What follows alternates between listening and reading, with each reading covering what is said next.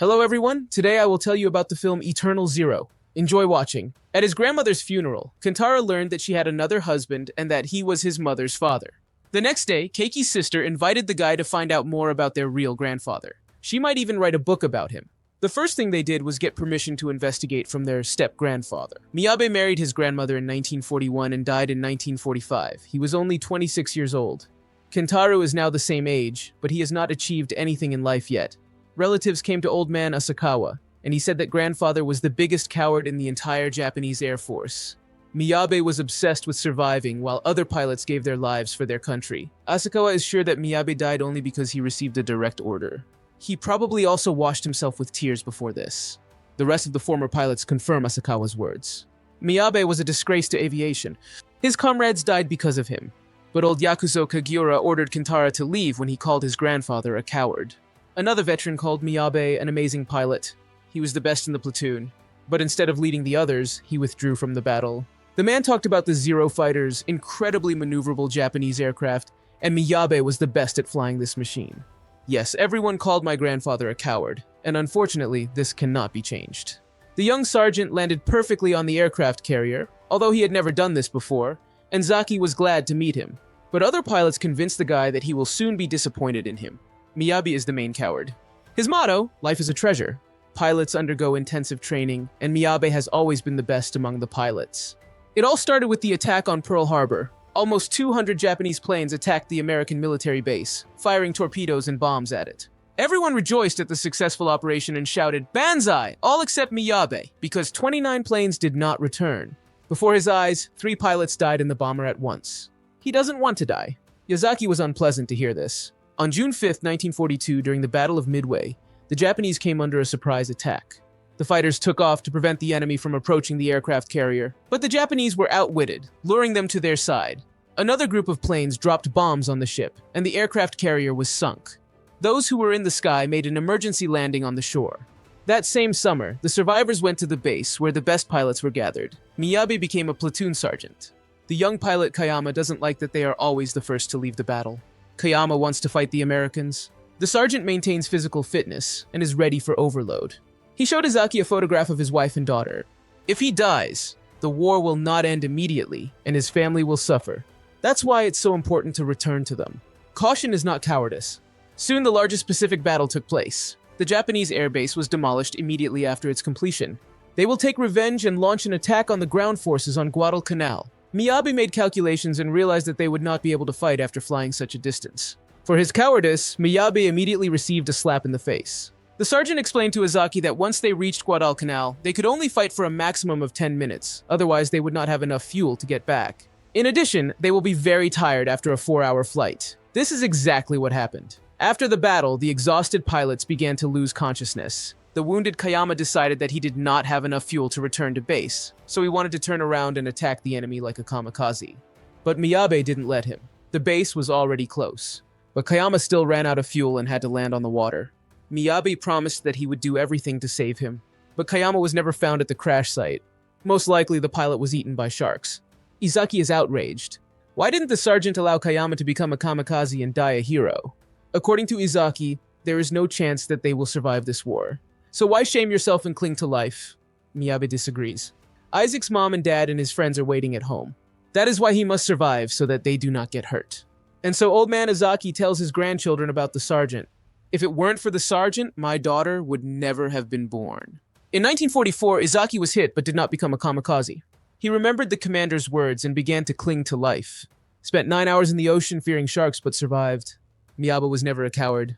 During the war, he was only able to meet his family once, at the very beginning. The man immediately ran to look at his newborn daughter, Kyoko. At dawn, Miyabe said goodbye to his wife. Matsuno asked him to be careful, to which Miyabe said that he would definitely return home and even if he died, he would return reborn. Izaki admitted that he had terminal cancer, but he should have died 3 months ago. He probably planned to tell the sergeant's grandchildren the whole truth about him. The truth about his father was discovered by his daughter, Oko. But why then did Miyabe want to become a kamikaze? Kentaro managed to persuade the older veteran, Mr. Takeda, to tell him everything he knew about his grandfather. In 1945, Miyabe was an instructor at an aviation school. Back then, even students commanded in battle. They had almost no practice. Of these were special kamikaze strike squads. It was possible to win, but in the end, almost everyone agreed. That year, 4,400 suicide bombers died. Half of them were students. Miyabe constantly refused Tokidi to take him into the next kamikaze squad, which made the young man very angry. The students have already heard rumors about the cowardice of their instructor. Now it is clear why he refuses them all. During the exercises, pilots practiced diving, the equipment failed, and one of the students crashed. "Losing your life before meeting the enemy is a shame for the army," says the major. Miyabe stood up for the deceased pilot and was severely beaten in front of the students. The major heard about a sergeant who does not let the guys into battle. He is a disgrace to his country. After this incident, the students began to respect instructor Miyabe. During an air battle, a persistent American was on his tail, and no matter how the sergeant tried to escape pursuit, he was about to be shot down. But his student crashed into an enemy plane. He saved the instructor, but was himself seriously wounded. "You must survive and do a lot for our country," Miyabe told the guy in the hospital. After this incident, Takeda was sent to serve at an air base, and he never saw Miyabe again. He also cannot understand why the sergeant became a kamikaze. Kentaro has already failed the law exam 4 times and considers himself useless. But the man is confident that he will succeed, since Miyabe's blood flows in him. Kentaro showed up again to Mr. Kagura, since the guy no longer considers his grandfather a coward. The Yakuza is ready to talk about Miyabe and why he became a kamikaze. Kagiura loved air combat and dreamed of becoming a legend of the Imperial Fleet. That's why he hated Miyabe, who every time returned to base with the plane intact. He was also jealous of the instructor's skill, and once asked to have a training battle with him, but Miyabe refused. However, after the next battle, the sergeant still accepted the challenge. Kagura tried his best to aim the gun at the instructor's plane, but at one point he himself found himself at gunpoint. And I didn't even understand how it happened. The proud pilot opened fire on Miyabe's plane, but was unable to hit it. The sergeant again found himself behind, but, unlike the scoundrel, did not shoot back. By that time, the Imperial fleet was practically destroyed. Cornered, the Japanese army came up with a crazy plan using kamikazes. The pilots from the Special Strike Squad had no chance of returning alive. Kagura refused to participate in this, and a special squad was assigned to guard him. After a while, he again met with Miyabe, who had already become a lieutenant. But this was a different person. During the operation, kamikazes tried to fly to enemy aircraft carriers, but they are shot down one by one.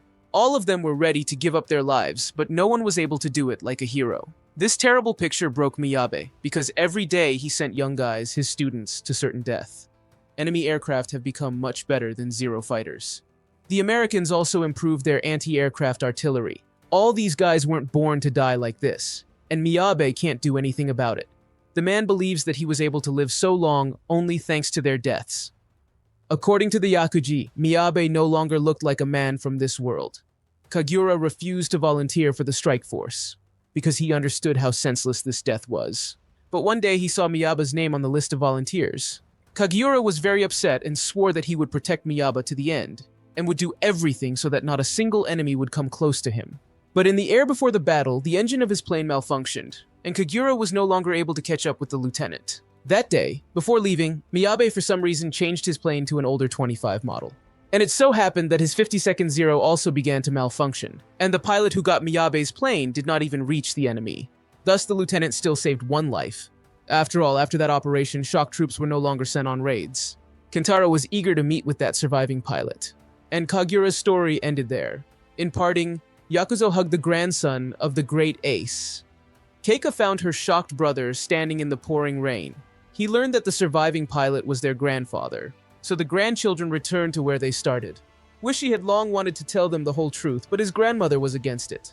Oishi was the student who saved Miyabe during the battle. The instructor visited the guy in the hospital and gave him his jacket. Miyabe boasted of a photograph of his wife and daughter. It is for Kyoko that he does not want to die. Oishi admitted that after the war, he dreams of helping people. But in 1945, he ended up in a kamikaze squad where he met all his training comrades. But instructor Miyabe hid in the corner and looked at him with an unseeing gaze. Before the last flight, all the kamikazes drink sake for success. And after their death, the commander draws up a new list of suicide bombers. Oishi saw his last name next to the lieutenant's last name. After the decision was made, Miyabe seemed to perk up. Oishi now appreciates both stream water and grass, but just yesterday they meant nothing to him. He did not think about his family or the future of Japan. It's hard for a guy to imagine himself dead. At dawn, Oishi drank sake and was ready to get into the cockpit, But then Miyabi approached and asked to switch planes. The lieutenant's first flight was on the 25th model, so let his last be on it. That day, many pilots took their last flight. Suddenly, Oishi's engine started to malfunction. Miyabi motioned for him to make an emergency landing on the island. Immediately after the war, Oishi went in search of Matsuno. But Yokohama was burned to the ground, and the guy was able to find the widow only 2 years later. The woman lived in one of the Osaka barracks and raised Kyoko alone.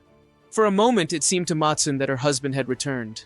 Oishi's heart was breaking at how hard the lieutenant's relatives were living. The young man told how he managed to survive. Oishi doesn't believe it was an accident because Miyaba left a photo of Matsuno and a letter for him in the cabin. He knew that the engine in his Zero was faulty. The man asked the student to find and help his family. The woman drove the guest away. But Oishi did not leave his family. He moved periodically to give Matsuno money. But the proud woman refused to take them every time. However, Oishi did not give up and continued to visit the poor family. Over time, Matsuno softened, especially since Kyoko fell in love with the kind guy. This is how month after month passed. One day, Matsuno told Oishi that he had done enough for them, and now he can leave. But caring for his family became the meaning of life for him. Also, Oishi fell in love with Matsuno from day one. The young man felt uncomfortable with his words and wanted to leave, but Matsuno stopped him. The husband still kept his word and returned home reborn. He's with her and Kyoko now. Oishi showed his descendants that same letter. Miyabe was not afraid of death. He was afraid of hurting his family. Soon grandfather married Matsuno, and they never spoke about Miyabi again, but they always remembered him. The investigation had a huge impact on the loser and slob Kentar. So many young men fought and clung to their lives to return to their loved ones and make Japan a better place. In the last moments of Miyabe's life, he flew at a minimum altitude and then flew high into the sky and, in a steep dive, hit an American aircraft carrier and did what no other pilot could do.